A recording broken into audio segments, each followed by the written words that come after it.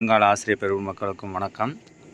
ஏற்கனவே வந்து பார்த்திங்கன்னா இந்த டிஆர்பி அப்புறம் டெட்டு டிஇடிக்கில் வந்து பார்த்திங்கன்னா சைக்காலஜிக்கு ஒரு 3 யூனிட்டுக்கு வந்து கொஷின்ஸ் பார்த்துருக்கோம்.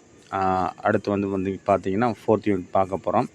இந்த ஒரு 10 யூனிட் முடித்ததுக்கப்புறம் கொஞ்சம் நான் உங்களுக்கு ரெடி பண்ணி பிடிஎஃப் தரேன். அதனால் வந்து பார்த்திங்கன்னா கொஞ்சம் நீங்கள் கோஆப்ரேட் பண்ணுங்கள். ஃபுல்லாக வந்து ஒரே டைமில் எல்லாமே பண்ண முடியலை. ஸோ உங்களுக்கு இந்த யூனிட்ஸ் முடித்ததுக்கப்புறம் உங்களுக்கு வந்து பிடிஎஃப் கண்டிப்பாக கொடுக்குறோம்.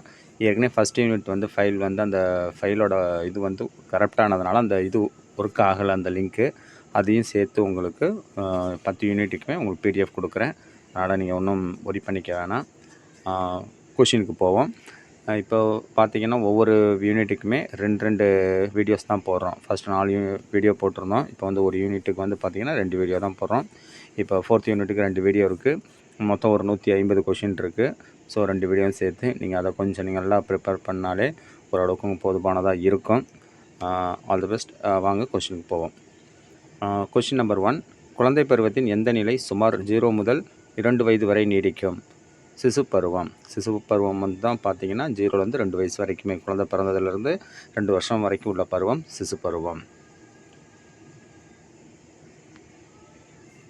முன்னாடி கருத்தியல் நிலை எந்த வயது குழுவில் பொதுவாக காணப்படுகிறது? ஏற்கனவே வந்து கொஷின்ஸ்லாம் கொஞ்சம் ஹார்டாக வேணும் அப்படின்னு சொல்லி கேட்டதுனால கொஞ்சம் கொஷின்ஸ் எல்லாமே கொஞ்சம் டஃப்பாக தான் இருக்கும்.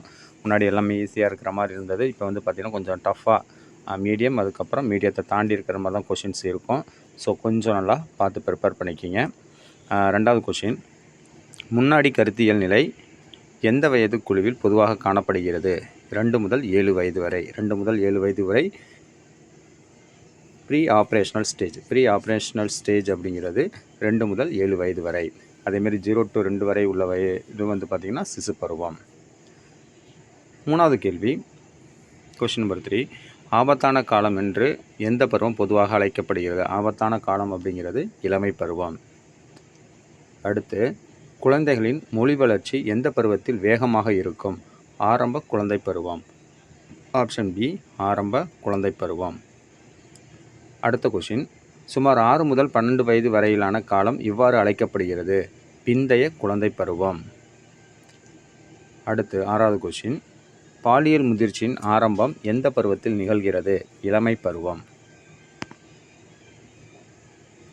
பள்ளிக்கு செல்லும் வயது எந்த பருவத்தில் வருகிறது அப்படின்னு பார்த்தீங்கன்னா பிந்தைய குழந்தை பருவம். பிந்தைய குழந்தை பருவம் தான் பள்ளிக்கு செல்லுகிற பருவம். தன்மையற்ற சிந்தனை ஈகோசென்ட்ரிக் தாட் எந்த பருவத்தின் முக்கிய அம்சமாகும்? ஆரம்ப குழந்தை பருவம். ஈகோசென்ட்ரிக் தாட் ஆரம்ப குழந்தை பருவம். அடுத்த கொஷின், ஆம்பிளிசன்ட் நடத்தை எந்த பருவத்தில் பொதுவாக காணப்படுகிறது? இளமை பருவம். விளையாட்டு பருவம் என்று அழைக்கப்படும் நிலை ஆரம்ப குழந்தை பருவம். இந்த ஆரம்ப குழந்தை பருவம் தான் பார்த்திங்கன்னா விளையாட்டு பருவம் என அழைக்கப்படுகிறது. அடுத்தது, இப்போ கொஷின் எல்லாமே உங்களுக்கு அந்தந்த டாப்பிக்கில் நம்ம வந்து சைக்காலஜியில் யூனிட் வைஸாக இருக்கிறப்போ யூனிட்ஸில் இருக்கிற அந்தந்த டாபிக் வாரியாக தான் கொஷின்ஸ் எடுத்திருக்கு.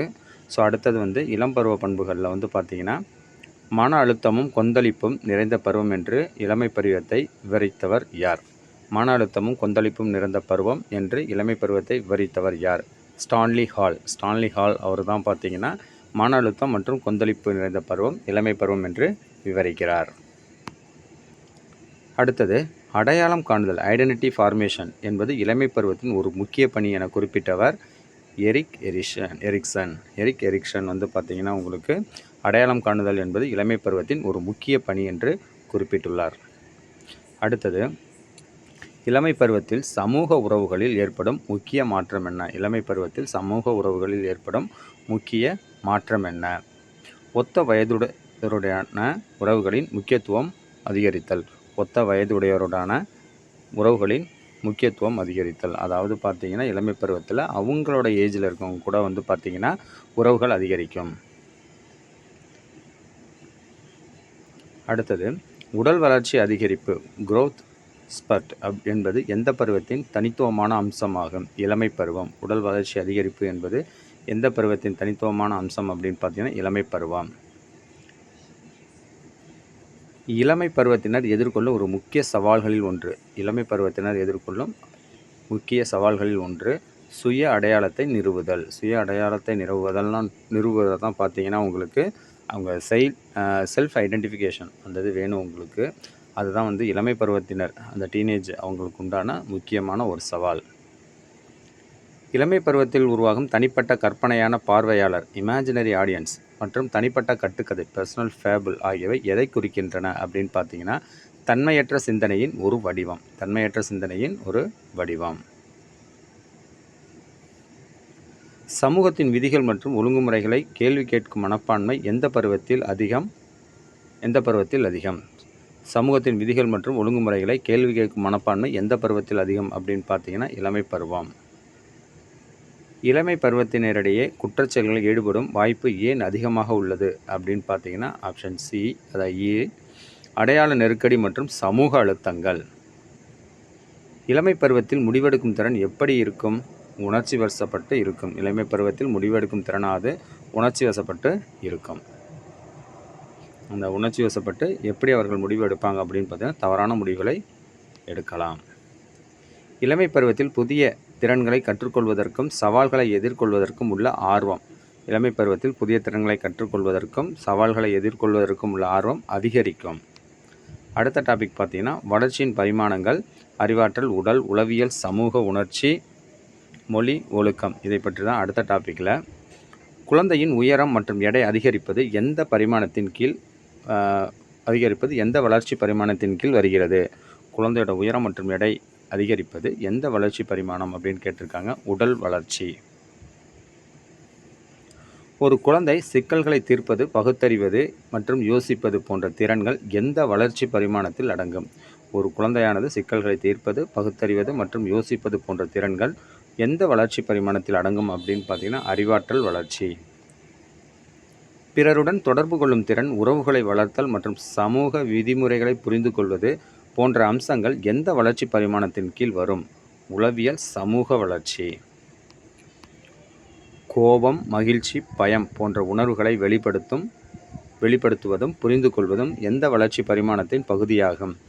உணர்ச்சி வளர்ச்சி. கோபம், மகிழ்ச்சி, பயம் போன்ற உணர்வுகளை வெளிப்படுத்துவதும் புரிந்து கொள்வதும் எந்த வளர்ச்சி பரிமாணத்தின் பகுதி அப்படின்னு பார்த்தீங்கன்னா உணர்ச்சி வளர்ச்சி. பேசுதல், எழுதுதல், புரிந்து கொள்ளுதல் போன்ற திறன்கள் எந்த வளர்ச்சி பரிமாணத்தைச் சேர்ந்தவை? அறிவாற்றல் வளர்ச்சி, மொழி வளர்ச்சி, உளவியல், சமூக வளர்ச்சி, உடல் வளர்ச்சி. இந்த 4 ஆப்ஷனில் வந்து பார்த்திங்கன்னா மொழி வளர்ச்சி. மொழி வளர்ச்சி. இந்த பேசல், எழுதல், புரிந்து கொள்ளுதல் எல்லாமே வந்து பார்த்திங்கன்னா மொழி வளர்ச்சி. Question number 6. சரி மற்றும் தவறு பற்றிய புரிதல், நேர்மை, நீதி போன்ற விழுமியங்கள் எந்த வளர்ச்சி பரிமாணத்தின் கீழ் வரும் அப்படின்னு பார்த்தீங்கன்னா ஒழுக்க வளர்ச்சி. ஆப்ஷன் சி, ஒழுக்க வளர்ச்சி. குழந்தை பருவத்தில் பெரிய தசை இயக்கங்களின் வளர்ச்சி எந்த வளர்ச்சி பரிமாணத்தின் எடுத்துக்காட்டு? Cross motor skill. குழந்தை பருவத்தின் பெரிய தசை இயக்கங்கள், அது கிராஸ் மோட்டார் ஸ்கில்ஸ் வளர்ச்சிங்கிறது எந்த வளர்ச்சி பரிமாணத்தின் எடுத்துக்காட்டு அப்படின்னு பார்த்தீங்கன்னா உடல் வளர்ச்சி. ஒரு குழந்தை மற்றவர்களின் உணர்வுகளை புரிந்து கொண்டு அதற்கேற்ப செயல்படுவது எந்த வளர்ச்சி பரிமாணத்துடன் தொடர்புடையது அப்படின்னு பார்த்தீங்கன்னா உணர்ச்சி வளர்ச்சி மற்றும் உளவியல், சமூக வளர்ச்சி. Option C. குறியீட்டு சிந்தனை, சிம்பாலிக் தாட் என்பது எந்த வளர்ச்சி பரிமாணத்தின் முக்கிய மைல்கல்? அறிவாற்றல் வளர்ச்சி. சுய அடையாளம், செல்ஃப் ஐடென்டிட்டி உருவாக்குவது எந்த வளர்ச்சி பரிமாணத்தின் ஒரு பகுதியாகும்? உளவியல், சமூக வளர்ச்சி. உளவியல், சமூக வளர்ச்சி தான் சுய அடையாளம் உருவாக்குவது வளர்ச்சி பரிமாணத்தின் ஒரு பகுதி. அடுத்த டாபிக் பார்த்தீங்கன்னா கோட்பாடுகள். இந்த பியாஜே, ப்ரோனர், எரிக் எரிக்சன், அதுக்கப்புறம் டேனியல் கோல்மேன், கோல்பெர்க் இவங்களை பற்றின ஒரு கோட்பாடுகளை தான் அவங்க சொன்னதை தான் நம்ம பார்க்க போகிறோம். அறிவாற்றல் வளர்ச்சியின் கோட்பாட்டை முன்மொழிந்தவர் யார்? ஜான் பியாஜே. பியாஜெட்டின் கூற்றுப்படி ஒரு குழந்தை பொருட்களின் இருப்பை உணரும் திறன், ஆப்ஜெக்ட் பெர்மனன்ஸ் எந்த நிலையில் உருவாகிறது அப்படின்னு பார்த்தீங்கன்னா புலன் இயக்க நிலை. பியாஜெட்டின் கூற்றுப்படி ஒரு குழந்தை பொருட்களின் இருப்பை உணரும் திறன் எந்த நிலையில் உருவாகிறது அப்படின்னு பார்த்தீங்கன்னா ஆப்ஜெக்ட் பெர்மனன்ஸ், அதாவது புலன் இயக்க நிலை. எரிக் எரிக்சனின் உளவியல் சமூக வளர்ச்சி கோட்பாட்டில் இளமை பருவத்திற்கான நெருக்கடி எது? எரிக் எரிக்சனின் உளவியல் சமூக வளர்ச்சி கோட்பாட்டில் இளமை பருவத்திற்கான நெருக்கடி எது அப்படின்னு பார்த்தீங்கன்னா அடையாளம் எதிர்குழப்பம். அடையாளம் எதிர்குழப்பம். ஜெரோம் ப்ரூனர் தனது அறிவாற்றல் வளர்ச்சி கோட்பாட்டில் எத்தனை விதமான பிரதிநிதித்துவ முறைகளை முன்மொழிந்தார் அப்படின்னு பார்த்தீங்கன்னா, ஜெரோம் ப்ரூனர் தனது அறிவாற்றல் வளர்ச்சி கோட்பாட்டில் எத்தனை விதமான பிரதிநிதித்துவ முறைகளை முன்மொழிந்தார் அப்படின்னு பார்த்தீங்கன்னா 3. ப்ரூனர் முன்மொழிந்த பிரதிநிதித்துவ முறைகளில் செயல்கள் மூலம் கற்றுக்கொள்வது எந்த வகையின் கீழ் வரும்? ப்ரூனர் முன்மொழிந்த பிரதிநிதித்துவ முறைகளில் செயல்கள் மூலம் கற்றுக்கொள்வது எந்த வகையின் கீழ் வரும் அப்படின்னு பார்த்தீங்கன்னா ஆப்ஷன் ஏ, செயலை குறிக்கும் என்ஆக்டிவ் மோட். என்ஆக்டிவ் மோடு. லாரன்ஸ் கோல்பர்க்கின் ஒழுக்க வளர்ச்சி கோட்பாட்டில் மனித வாழ்வின் இறுதி நோக்கத்தை அடைவது எந்த நிலையில் உள்ளது? மரபுக்கு பிந்தைய ஒழுக்க நிலை. சமூக ஒப்பந்தம் மற்றும் தனிநபர் உரிமைகளை புரிந்து கொள்வது கோல்பர்க்கின் எந்த நிலையில் வருகிறது? இந்த கோல்பர்க்கோட நிலையில் பார்த்தீங்கன்னா சமூக ஒப்பந்தம் மற்றும் தனிநபர் உரிமைகளை புரிந்து கொள்வது எந்த நிலையில் வருகிறது அப்படின்னு பார்த்தீங்கன்னா ஆப்ஷன் சி, சமூக ஒப்பந்த நோக்குநிலை. சமூக ஒப்பந்த நோக்குநிலை. அந்த சமூக ஒப்பந்தம் இருக்கிறதுனால இதுவும் சமூக ஒப்பந்த நோக்குநிலை. 8வது கொஸ்டின் பார்த்தீங்கன்னா இந்த இதில் உணர்ச்சி நுண்ணறிவு எமோஷனல் இன்டெலிஜென்ஸ் என்ற கருத்தை பிரபலப்படுத்தியவர் யார்? Daniel Goleman. உணர்ச்சி நுண்ணறிவு எமோஷனல் இன்டெலிஜென்ஸ் என்ற கருத்தை பிரபலப்படுத்தியவர் டேனியல் கோல்மேன். ஆப்ஷன் இ. டேனியல் கோல்மேனின் உணர்ச்சி நுண்ணறிவின் 5 கூறுகளில் ஒன்று சுய விழிப்புணர்வு. டேனியல் கோல்மேனின் உணர்ச்சி நுண்ணறிவின் 5 கூறுகளில் ஒன்று சுய விழிப்புணர்வு. பியாஜெட்டின் கோட்பாட்டின்படி குழந்தைகளால் சுருக்கமான சிந்தனை எப்போது சாத்தியமாகும் அப்படின்னு பார்த்தீங்கன்னா முறையான செயல்பாட்டு நிலை. ஆப்ஷன் டி, முறையான செயல்பாட்டு நிலை.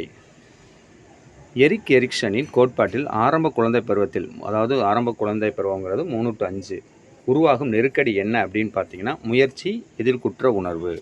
3 to 5 இந்த இதில் பார்த்தீங்கன்னா எரிக் எரிக்சனின் கோட்பாட்டில் ஆரம்ப குழந்தை பருவத்தில் உருவாகும் நெருக்கடி, முயற்சி, எதிர்குற்ற உணர்வு.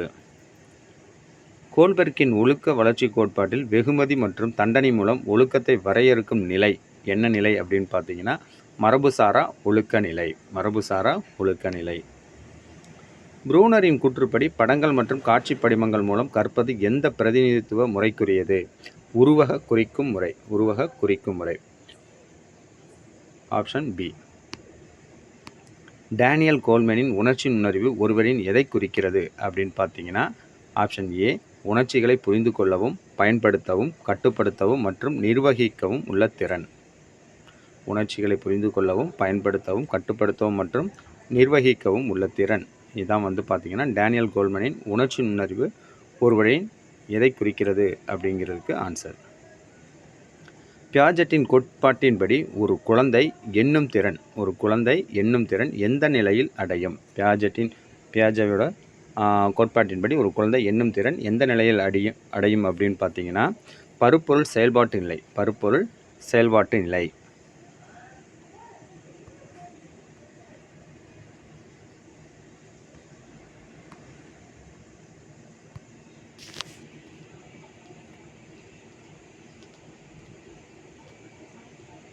அடுத்து வளர்ச்சி பணிகள் மற்றும் மனத்திறன்கள்.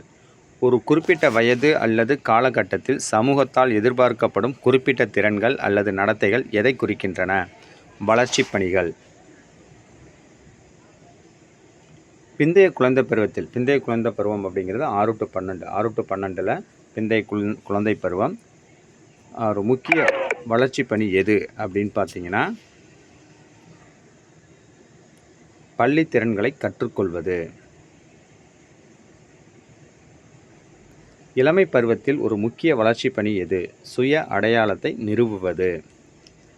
அடுத்து தர்க்க ரீதியாக சிந்தித்தல், சிக்கலை தீர்ப்பது, பகுத்தறிவு போன்ற திறன்கள் எந்த மனத்திறன்களின் கீழ் வரும்? விமர்சன சிந்தனை. ஆப்ஷன் பி, விமர்சன சிந்தனை.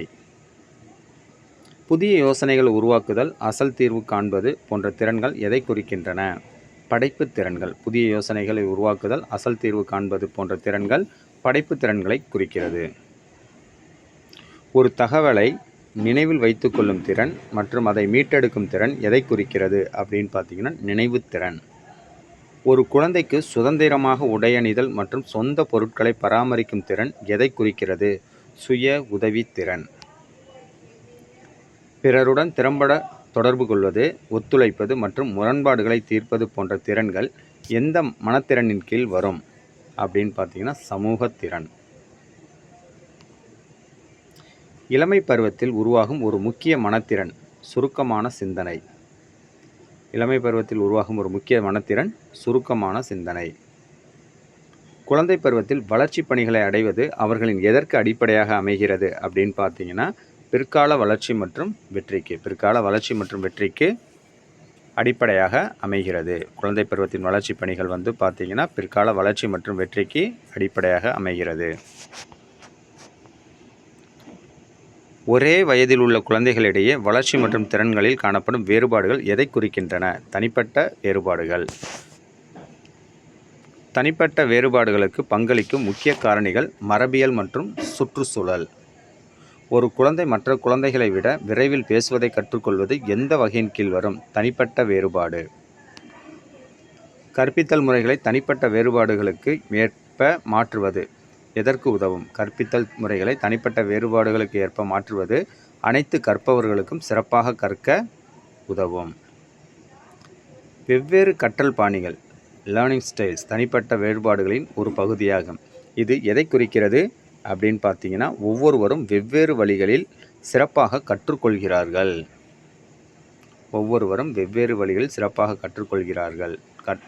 அப்படின்னு பார்த்தீங்கன்னா வெவ்வேறு கற்றல் பாணிகள் தனிப்பட்ட வேறுபாடுகளின் கீழ் ஒரு பகுதியாகும். இது எதை குறிக்கிறது அப்படின்னு பார்த்தீங்கன்னா ஒவ்வொருவரும் வெவ்வேறு வழிகளில் சிறப்பாக கற்றுக்கொள்கிறார்கள்.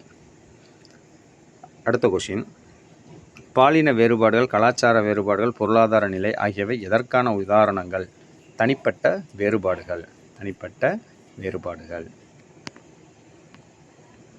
தனிப்பட்ட வேறுபாடுகளை புரிந்து கொள்வது ஆசிரியர்களுக்கு எவ்வாறு உதவுகிறது? அப்படின்னு பார்த்தீங்கன்னா ஒவ்வொரு மாணவரின் தேவைகளையும் பூர்த்தி செய்ய உதவுகிறது. ஒவ்வொரு குழந்தையும் தனித்துவமானது என்பதை உணர்த்துவது எதற்கு முக்கியம்? ஒவ்வொரு மாணவரின் திறனையும் ஊக்குவிக்க.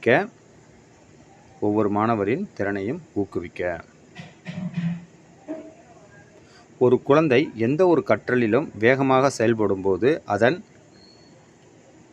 அதன் தனிப்பட்ட வேறுபாடு காரணமாக இருக்கலாம். எந்த ஒரு குழந்தையும் ஒவ்வொரு கற்றலிலும் வேகமாக செயல்படுவதற்கு அதனுடைய தனிப்பட்ட வேறுபாடு காரணமாக இருக்கலாம். தனிப்பட்ட வேறுபாடுகளை மதிக்காமல் கற்பிக்கும் போது ஏற்படும் விளைவு என்ன அப்படின்னு பார்த்தீங்கன்னா சில மாணவர்கள் பின்தங்கி விடுவார்கள். தனிப்பட்ட வேறுபாடுகளை மதிக்காமல் கற்பிக்கும் பொழுது சில மாணவர்கள் பின்தங்கி விடுவார்கள். இது வரைக்கும் பார்த்தீங்கன்னா இந்த 4th யூனிட்டுக்கு ஒரு ஃபஸ்ட்டு பார்ட். இதுக்கு அடுத்த பார்ட் பார்த்தீங்கன்னா அடுத்த வீடியோவில் இருக்கும். ஸோ நீங்கள் பார்த்துக்குங்க. இல்லை எதுவும் டவுட் ஏதாவது இருந்துச்சுன்னா நீங்கள் கேட்டுக்கலாம். கொஷின்ஸ் எல்லாமே பார்த்தீங்கன்னா கொஞ்சம் வெரிஃபை பண்ணி தான் எடுத்திருக்கு. ஸோ உங்களுக்கு டவுட் ஏதாவது இருந்தால் கேட்டுக்கலாம். அடுத்த வீடியோவில் பார்ப்போம். தேங்க்யூ ஃபார் வாட்சிங்.